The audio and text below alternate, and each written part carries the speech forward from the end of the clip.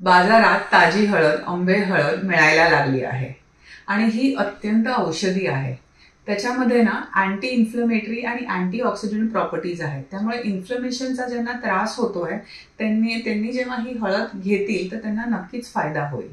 त्याच्यानंतर वजन कमी करायला पण मदत करते. तुम्हाला डायबिटीज असो किंवा हाय बीपी असो, ही हळद घेतल्याने तुम्हाला पॉझिटिव्ह इफेक्ट्सच दिसतील. तर ही घ्यायची कशी, तर रोज 10 ग्राम बोटा एवढी हळद रोज घ्यायची आहे. तर कशी घेऊ शकतो, आयदर त्याचं लोणचं करा आवळ्याबरोबर किंवा मग 10 ग्राम हळद ही किसा, आवळा पण एक किसा, त्याच्यामध्ये मीठ आणि मिरपूड टाका आणि ते सकाळच्या नाश्त्याबरोबर किंवा दुपारच्या जेवणाबरोबर घ्या. तुम्ही खोबऱ्याच्या चटणीमध्ये किंवा कुठल्याही ताजी चटणी जी कराल त्याच्यामध्येही हे घालू शकता.